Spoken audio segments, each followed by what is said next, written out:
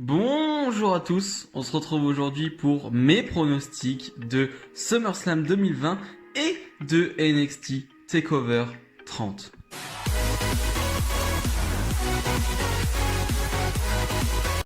Je vais vous donner tout d'abord mon niveau de hype pour ces deux shows. Je vous avoue que j'avais complètement zappé que NXT TakeOver c'était ce week-end. Je pensais que c'était, je sais pas, la semaine prochaine, dans 2 semaines, mais j'avais complètement oublié que c'était le week-end SummerSlam. C'est un peu comme le week-end WrestleMania. Tu as le NXT TakeOver et j'avais zappé. Et c'est vrai que je voyais les affiches de NXT TakeOver qui me plaisaient énormément, mais j'y pensais pas. Et du coup, SummerSlam, j'ai pas une grosse hype, voilà, mais c'est comme d'habitude avec la double, je vais pas vous le redire, mais c'est comme d'habitude, 30 minutes avant le show, j'aurai de la hype, mais là, on est mercredi, je n'ai pas de hype, voilà, très clairement. J'ai de la hype pour 2 matchs, 3 matchs, mais vu la carte en entière, la carte est moyenne pour un SummerSlam, vraiment moyenne. Et pour NXT TakeOver, j'ai une grosse hype, mais ça c'est comme d'habitude, j'ai envie de dire avec NXT. Et voilà, il y a vraiment de grosses affiches, mais voilà, moi. Allez, hype moyenne, on va dire dans l'ensemble, si je fais une moyenne des deux. Personnellement, j'ouvrirai le show avec le ladder match pour le titre nord-américain qui est vacant depuis que Keith Lee tout simplement l'a abandonné. Dans ce match, on retrouve Damian Priest, Cameron Grimes, Johnny Gargano, Bronson Reed et Velveteen Dream. Tout d'abord, on a eu beaucoup de matchs pour déterminer qui sera justement dans ce ladder match. On a eu des excellents matchs à 3, on a eu des excellents aussi matchs de rattrapage en 1 contre 1. Donc vraiment, je trouve que le titre nord-américain a été bien respecté dans le sens où, ouais, on a eu des affiches, on a eu des gros matchs, et tu sens que le titre est important, tout simplement. Et j'aime beaucoup l'idée de mettre de nouvelles têtes dans ce ladder. C'est-à-dire qu'on a quand même Bronson Reed, on a Damian Priest. Alors qu'on voit un peu plus quand même Damian Priest depuis quelques temps, mais ça reste une nouvelle tête, donc avec Bronson Reed et avec Cameron Grimes. Je trouve que mettre ces 3 noms là-dedans, je trouve ça intéressant. Et en plus, on avait Dexter Lumis qui aurait dû être dans ce match, mais voilà, malheureusement, il s'est blessé. Je pense qu'il s'est blessé au pire des moments. Mais bref. Et en plus de ça, tu rajoutes Johnny Gargano, l'expérience Johnny Wrestling, qui lui, c'est la valeur sûre de NXT et tu l'as dans ce match, donc tu sais que tu auras un énorme match. Et tu rajoutes, on va dire, un peu de star power avec Velveteen Dream qui revient. On va pas refaire toute l'histoire autour de Velveteen Dream, mais il est revenu en heel et c'est mieux comme ça, je pense. Mais t'as 5 très bons catcheurs, t'as 5 excellents catcheurs, je dirais même. Et comme je disais, t'as des nouvelles têtes, donc tu vas avoir quelque chose de frais, de nouveau. Tu ne vas pas avoir quelque chose que tu as déjà vu. Tu ne vas pas avoir des Ciampa Gargano, encore une fois. Tu vas pas avoir, un Finn Balor dans le match. Non, tu as vraiment des nouvelles personnes dans ce match. Et je trouve ça hyper frais, hyper rafraîchissant et hyper intriguant aussi de voir ce que ces jeunes superstars peuvent faire dans un tel match, dans un tel rendez-vous, parce que c'est quand même un takeover. C'est peut-être l'un des premiers takeovers, je pense, pour Bronson Reed, c'est peut-être le premier. Cameron Grimes aussi, peut-être, je ne sais pas.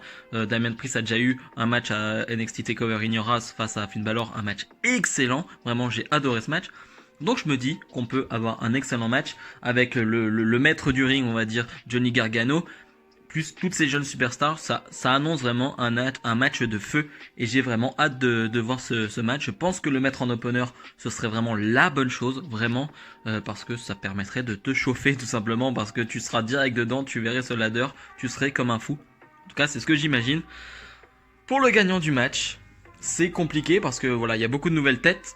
Est-ce qu'on décide de mettre le titre sur une nouvelle tête, sur un habitué de NXT? Moi, j'irais sur Damian Priest qui a effectué un face turn il y a peu, et tu sens qu'il y a quelque chose à faire avec Damian Priest. Vraiment, je sens qu'il y a un truc. Sur le ring, il m'a épaté, vraiment, avec son gabarit et ce qu'il sait faire sur le ring, ça m'a vraiment épaté. Et il a un gros charisme, voilà, gros charisme Damian Priest. Donc moi, je mettrais la victoire sur Damian Priest, même si voilà, si ça va sur Grimes, sur Bronson Reed, franchement, ça m'étonnerait pas et je ne serais pas dégoûté. Au contraire, vraiment, je serais très content pour eux. Mais je pense que c'est le moment de donner la ceinture à Damian Priest. Un match qui a été rajouté au dernier moment, un match qui a été rajouté suite au dernier NXT, celui de cette semaine, Finn Balor face à Timothy Thatcher. Déjà, sur le papier, voilà, c'est calibre takeover, j'ai aucun souci là-dessus, mais le problème c'est que ça fait que 2 semaines qu'ils sont en feud. Timothy Thatcher a coûté la victoire encore là cette semaine à Finn Balor pour être dans ce ladder match pour le titre nord-américain. L'affiche sur le papier me plaît, mais est-ce que j'ai vraiment envie de voir ça alors que ça fait que 2 semaines qu'ils sont en feud?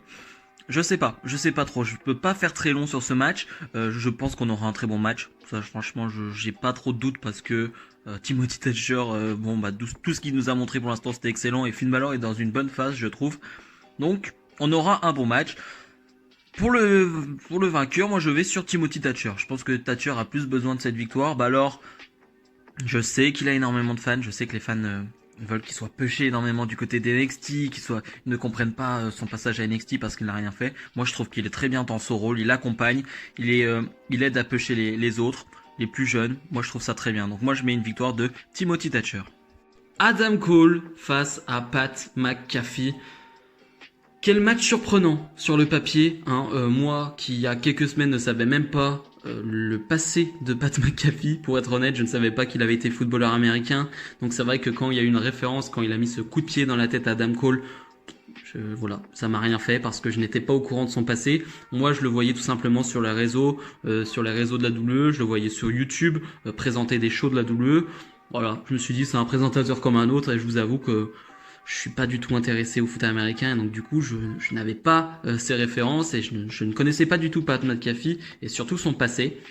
Et c'est vrai que cette histoire, au tout début pour le coup, et même encore il y a 2 semaines, hein, je la prenais pas au sérieux, c'est-à-dire que je la voyais de loin. Voilà, il y a eu des attaques entre les deux sur les réseaux sociaux, il y a eu des échanges entre les deux, même en virtuel, enfin en réel, je veux dire, il y a eu des échanges entre les deux très virulents.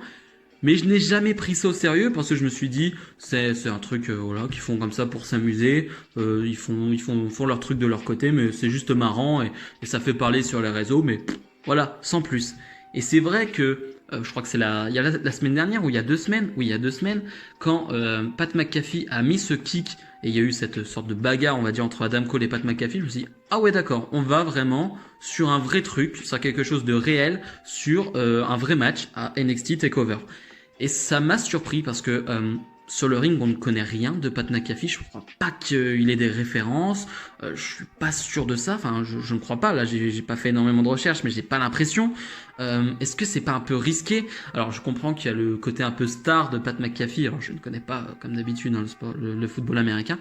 Mais voilà, il y a ce côté un peu star face à Adam Cole qui, lui, a perdu son titre et on essaye de le mettre dans un programme d'attente, j'ai envie de dire, et le mettre dans un programme d'attente face à une star, entre guillemets, c'est pas plus mal, ça permet de le laisser en lumière, mais c'est vrai que c'est surprenant comme programme, et je m'y attendais absolument pas du tout. Et donc je suis très surpris, je sais pas à quoi m'attendre sur le ring, je sais pas ce qu'ils vont nous faire, voilà, je suis intrigué, mais j'ai pas une hype énorme, parce que voilà, ça n'a pas vraiment d'importance, mais je suis intrigué de voir ce qu'ils vont faire sur le ring.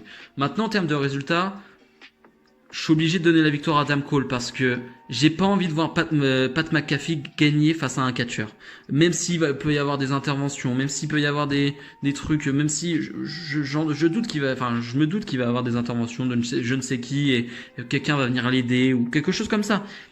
Mais dans mon idée, moi, j'aime pas voir un catcheur perdre contre une célébrité. Je n'aime pas ça. Je déteste ça. Ça te montre le côté c'est un catcheur, mais bon, tout le monde peut le battre, même moi qui ne fais pas de catch. Voilà, j'aime pas ce côté-là. Donc moi, pour le coup, je vais sur une victoire de Adam Cole. Io Shirai, la championne NXT, défend son titre face à Dakota Takai. Un match qui sur le papier te paraît énorme parce que voilà, on va pas se mentir, Dakota Kai c'est assez bon sur le ring, mais j'attends de voir. C'est-à-dire que on connaît Dakota Kai, ça fait quelques années maintenant qu'elle est à NXT. Alors oui, elle a eu des blessures et elle est revenue il y a quelques temps maintenant, mais elle avait une longue blessure. Mais j'attends de voir la Dakota Kai dans un énorme match. C'est-à-dire que un match référence Dakota Kai. Je sais pas si vous en avez en tête, peut-être que vous en avez, j'ai peut-être pas assez de mémoire pour m'en rappeler, mais j'aimerais bien avoir parce que Dakota Kai en heel ça passe bien et son duo avec Raquel Gonzalez fonctionne très bien, il n'y a aucun souci là-dessus. Mais je veux un match référent pour Dakota Kai. Et je pense que face à Io Shirai, dans un takeover, je pense qu'il y a moyen de l'avoir. Il y a vraiment moyen de l'avoir. Je pense que c'est une des premières fois où elle est dans une aussi grosse affiche. Alors, elle a déjà fait des takeovers, elle a déjà été dans des matchs. Je sais pas si elle a déjà été dans dans un match de championnat en 1 contre 1 dans un takeover, je ne suis pas sûr. Dans un match à plusieurs, il me semble. Peut-être que non, je ne sais plus. Mais en tout cas, dans un takeover en 1 contre 1 pour un match pour le titre, c'est vraiment le plus gros match de sa carrière et ce n'est pas exagéré en disant ça. Et face à Yoshirai, j'attends vraiment un gros combat. En plus, l'histoire est très basique pour le coup. On n'a pas une grosse histoire, on n'est pas à fond derrière. C'est-à-dire que c'est une construction très simple où Dakota Kai va attaquer Yoshirai et il va devenir challengeuse. Mais voilà, il n'y a pas, un gros story derrière. Voilà, c'est pas ça qui va faire que t'as une hype pour le match. La hype pour le match, je suis là par rapport au niveau des deux compétitrices. Et c'est juste pour ça que tu l'as, très clairement. Et voilà. Et donc j'ai juste hâte de le voir parce que je pense que ça peut être très très intéressant. Et ouais, j'attends le gros match de Dakota Kai. Maintenant, en termes de résultats, je vais pas faire durer le suspense plus longtemps. Ça sera Yoshirai. Yoshirai va conserver son titre. Je pense qu'il faut qu'elle conserve. Si un jour elle doit perdre sa ceinture, ce sera pas face à Dakota Kai, ce sera face à peut-être une Rhea Ripley, face à une Mercedes Martinez par exemple, je ne sais pas. Mais en tout cas, voilà, Yoshirai doit conserver son titre et être championne encore un peu plus longtemps pour vraiment marquer, on va dire, son empreinte NXT en 2020 et voilà, montrer que voilà, c'est une femme forte de NXT en 2020. Le main event de ce NXT TakeOver 30, Keith Lee défend son titre de NXT face à la bête, Karrion Kross, accompagné forcément de Scarlett Bordeaux. C'est peut-être le match ou l'un des matchs que j'attends le plus du week-end parce que en termes de suspense déjà de résultats, c'est chaud. C'est chaud de dire qui peut gagner. Et en termes de in-ring, je me demande qu'est-ce qui peut se passer sur le ring. Vraiment, qu'est-ce qui peut se passer? Parce que je vais vous faire un petit résumé de l'histoire. On a un Karrion Kross qui a attaqué Dijakovic, donc l'ami de Keith Lee qui s'est mis un peu là-dedans, qui a appris ça personnellement. Et qui, voilà, les deux ont demandé un peu un match pour le titre, mais voilà, il n'y a pas eu de match pour déterminer un challenger pour le titre NXT, ce qui est quand même très rare du côté du gros titre NXT. On a souvent quand même un match pour déterminer. Là, non, ils ont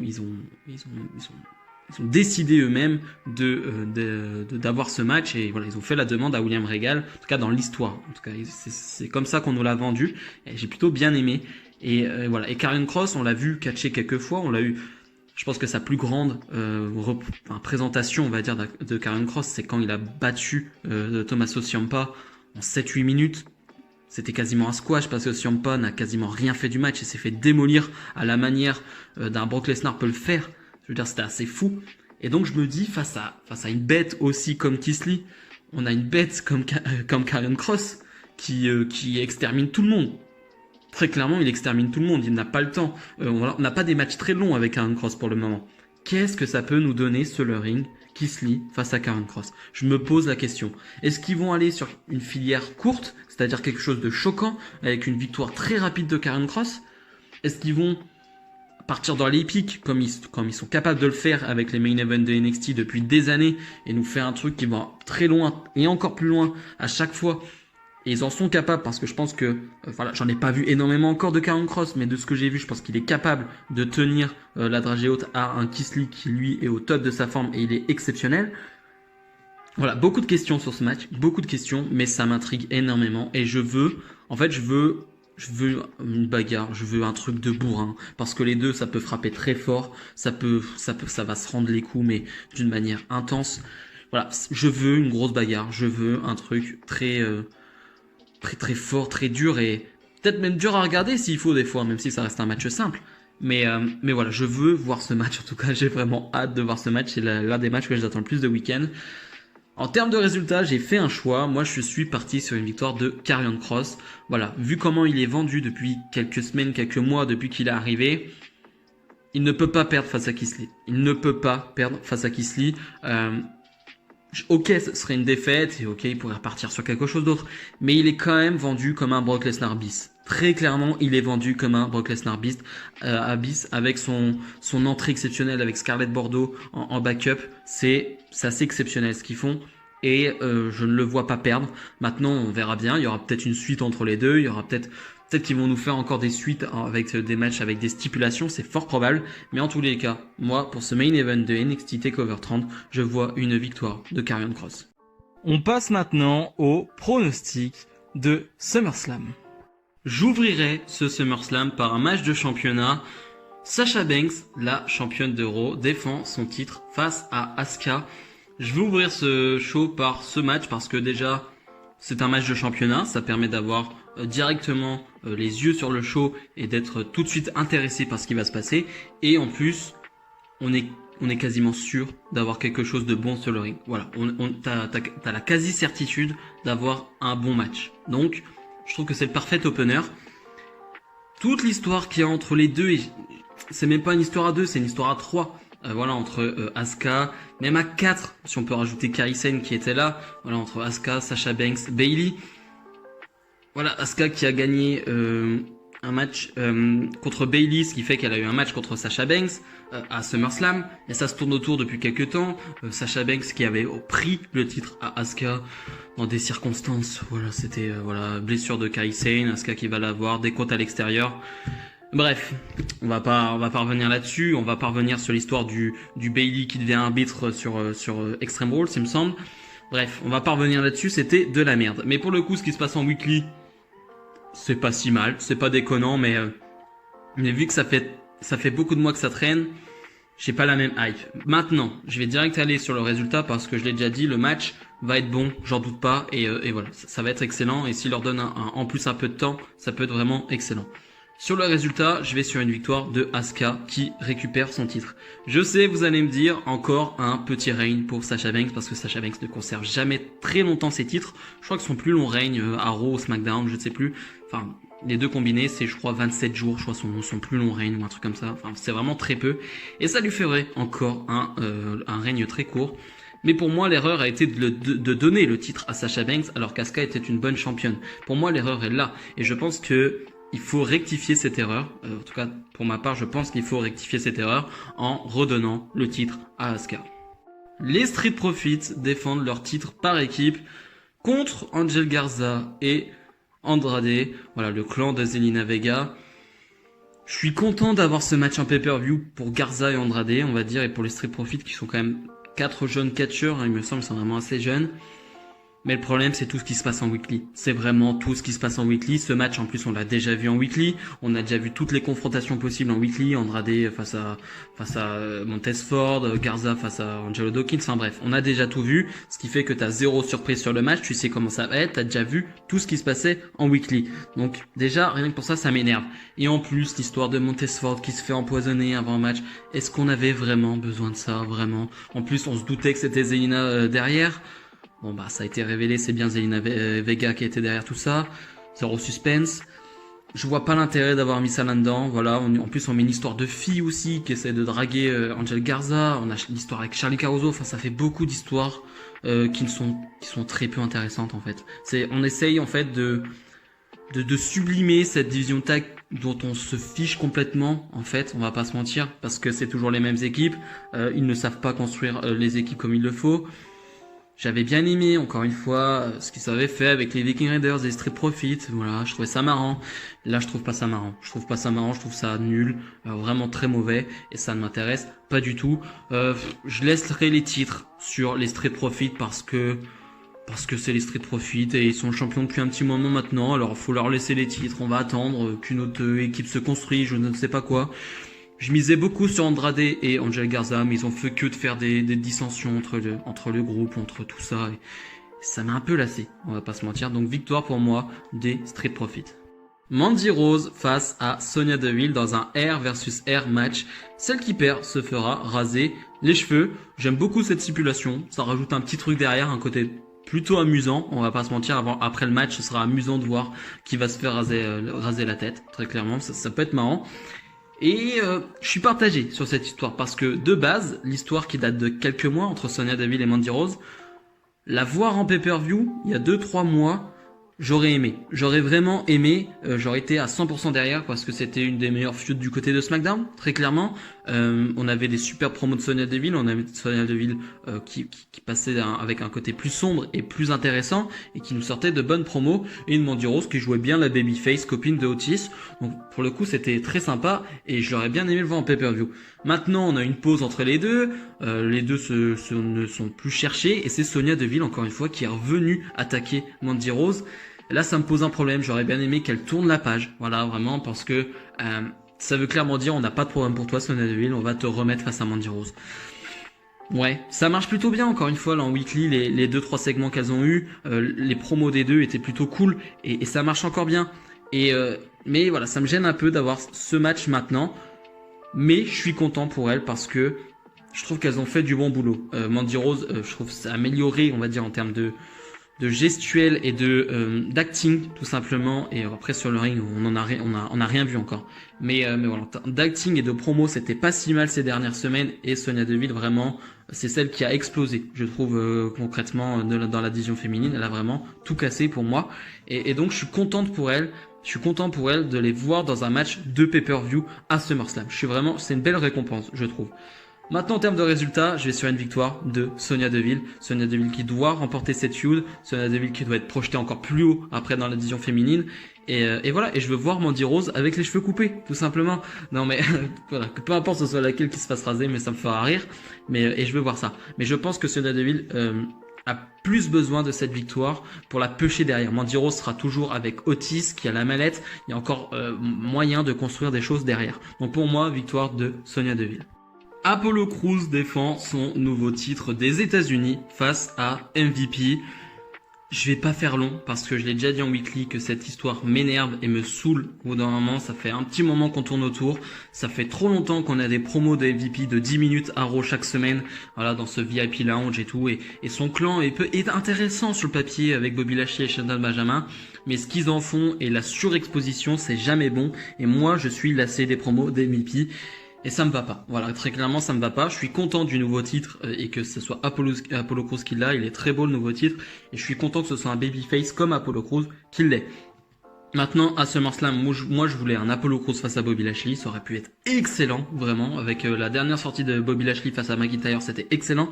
Donc j'aurais bien aimé voir ça. Malheureusement, on a un nouveau MVP face à Apollo Crews. Ce sera pas mauvais, mais ce sera pas dingue.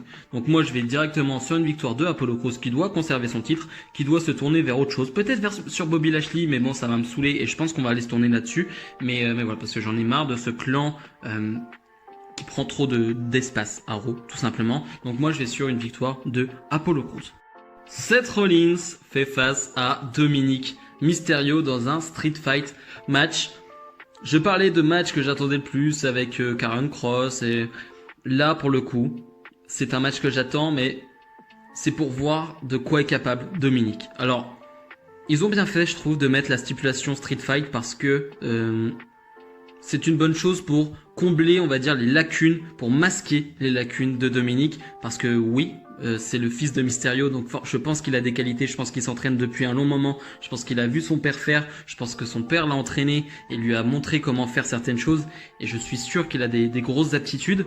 Maintenant, ça reste qu'un premier match et tu ne peux pas tout savoir sur ton premier match. Je ne pense pas que ce soit possible. Peut-être qu'il me fera mentir, hein, et je l'espère d'ailleurs.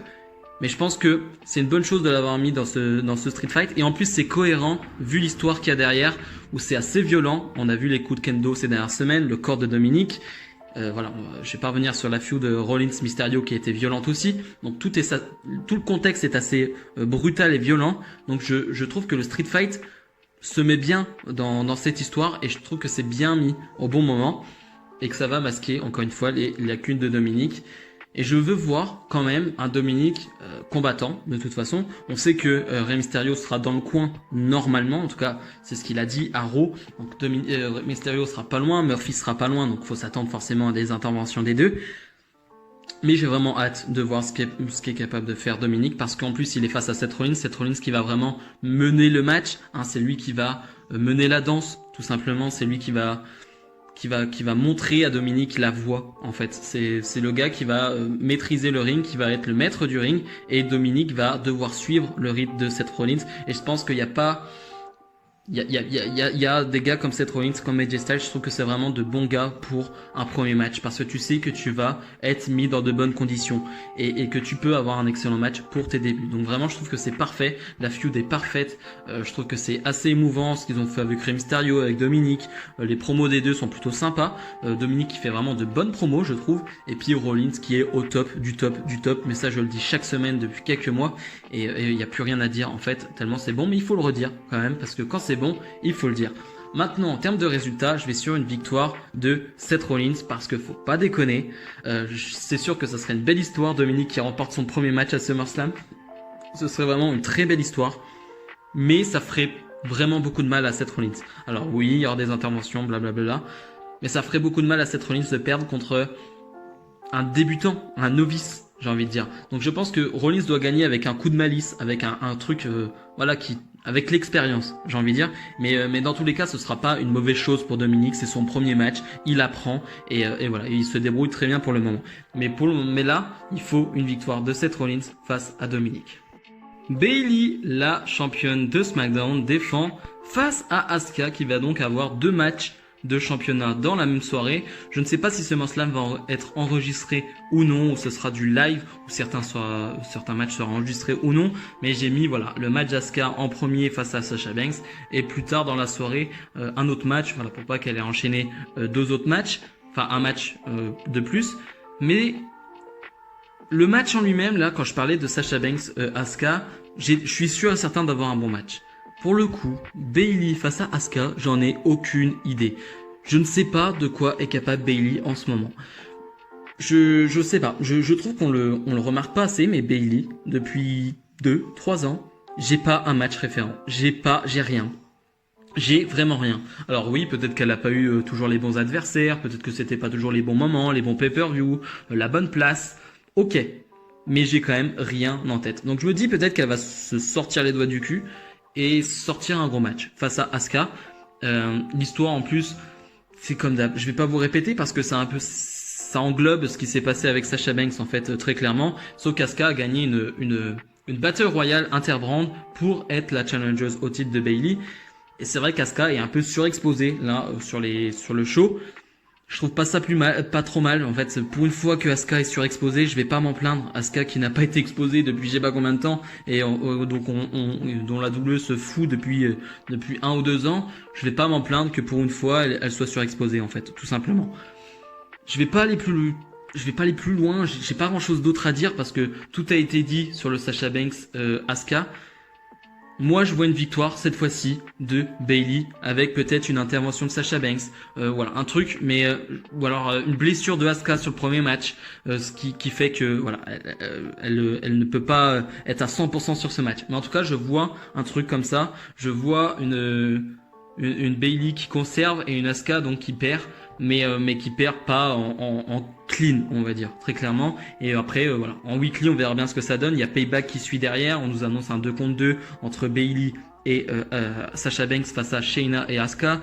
Donc voilà, moi je trouverais ça pas mal que Bayley conserve son titre. Je pense qu'elle a besoin de conserver son titre à SmackDown et je pense que Asuka a juste besoin d'être à Raw. Je pense qu'on a besoin de redéfinir les rôles, de savoir qui est à Raw, qui est à SmackDown et non on est partout et on fait tout. Voilà, il faut juste voilà que chacun soit à sa place et que ce soit je trouve ça mieux comme ça. Donc moi je vais sur une victoire de Bayley.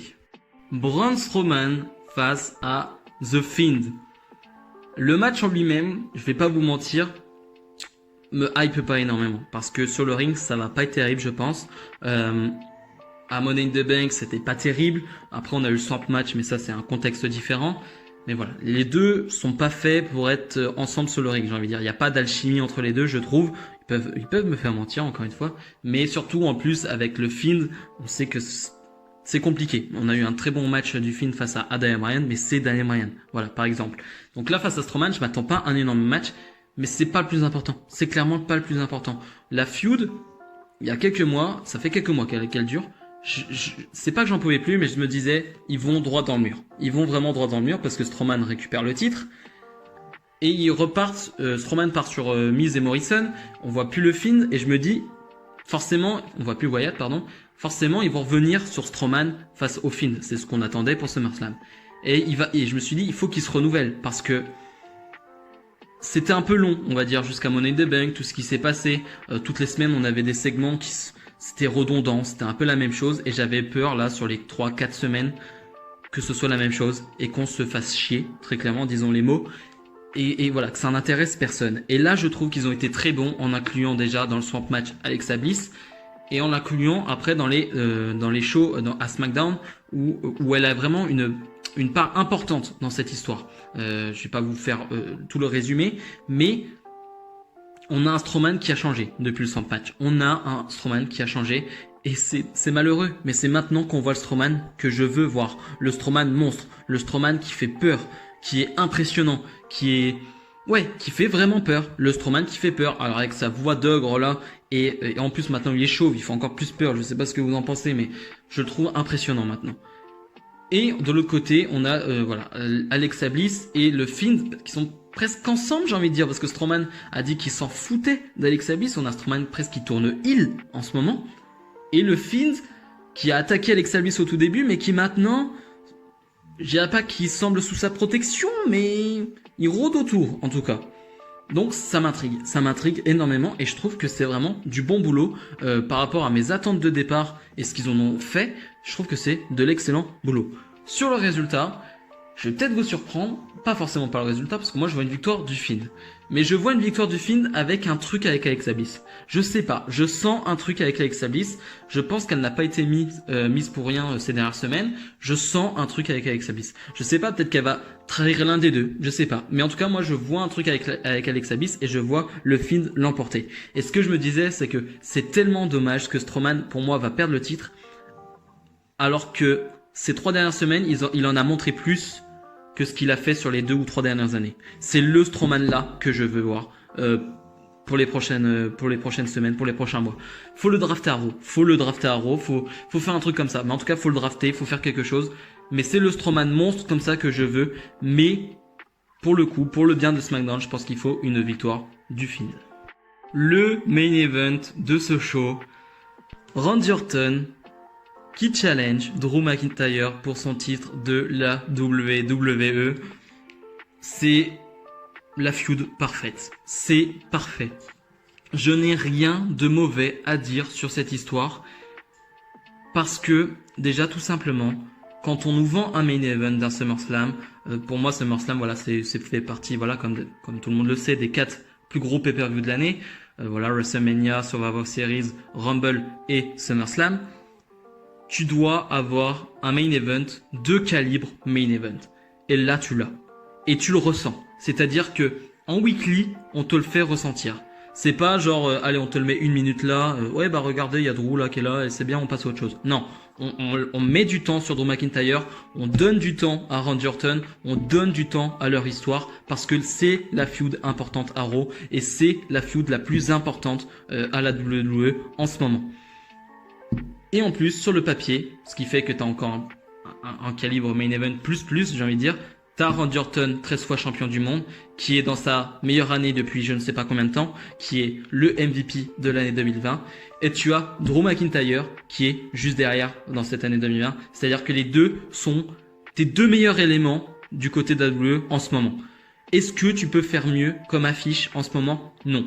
En termes de plus hautes superstars, de superstars les plus convaincantes, les plus divertissantes, tu ne peux pas faire mieux. Tu ne peux pas faire mieux. Donc, pour tout ça, t'as vraiment un putain de main event de SummerSlam sur le papier. Tu as leur histoire avec le Randy Orton Legend Killer qui va tuer toutes les légendes à Raw dès qu'il en voit une. Il vient de terminer Shawn Michaels ce lundi à Raw. Et tu as le Drew McIntyre babyface, mais un babyface avec de l'attitude. Pas le babyface, je prends toujours l'exemple de Apollo Crews qui sourit ou de Finn Balor qui souriait à Raw. Non, le babyface qui est certes face, mais qui a de l'attitude, qui a un gros caractère. Et c'est le Drew McIntyre qu'on veut. Donc, il n'y a rien à dire. Je pourrais juste terminer là et dire, ok, bah c'est parfait, bah j'attends juste le match, c'est parfait. Maintenant, je veux voir de quoi, qu'est-ce qu'ils vont nous faire sur le ring. C'est pas que j'ai peur ou j'ai pas vraiment de crainte, mais disons que je prends par exemple pour Randy Orton, je vais prendre l'exemple John Cena. John Cena qui est la top star, qui était la top star à un moment donné. on le trouvait boring sur le ring, on le trouvait très peu intéressant. Voilà, les cinq moves de John Cena, hein, voilà, comme on le dit. Il a su se réinventer. Il a su, à un moment donné, dire « Ok, il y a des jeunes superstars qui arrivent, je veux montrer que moi aussi, je suis capable d'être à leur niveau. » Et il l'a fait face à des Kevin Owens. Même en 2011, face à CM Punk, il le fait. Face à des AJ Styles, face à ce type d'adversaire. Même face à Cesaro. Je me rappelle d'un match face à Cesaro. Voilà. Et j'aimerais, alors à un degré moindre, parce que je pense pas que Randy Orton peut faire ce qu'a fait John Cena, mais j'aimerais que Randy Orton se bouge le cul cette année-là pour être à ce niveau-là, pour être à la hauteur de la légende que c'est, en fait, tout simplement. Et j'aimerais, je suis un grand fan de Randy Orton, vous le savez, j'aimerais qu'il soit capable ou qu'il ait l'envie, tout simplement, de faire ça. Et je pense qu'il en a envie, avec ses dernières déclarations, avec le fait qu'il ait envie d'affronter des superstars de NXT, avec son dernier match face à Edge, qui était certes enregistré, mais qui est l'un des meilleurs matchs de 2020. Avec son match face à Kevin Owens à Raw, qui était excellent aussi, je me dis que Randy Orton est motivé et Randy Orton veut montrer au monde qu'il est capable de sortir de grands matchs. Donc, tout ça enchaîné, je me dis qu'on peut avoir un très beau match et qui... Alors oui, on a un rythme à la Randy Orton, c'est du Randy Orton, donc faut pas s'attendre à un rythme effréné, ça c'est sûr. Maintenant, j'espère que ce sera très bon. En termes de résultats, je sais que j'ai fait long, je vais sur Randy Orton. Il y a le cœur un peu qui parle, mais il y a surtout la raison. C'est-à-dire que, je vous le rappelle, on est toujours sans public.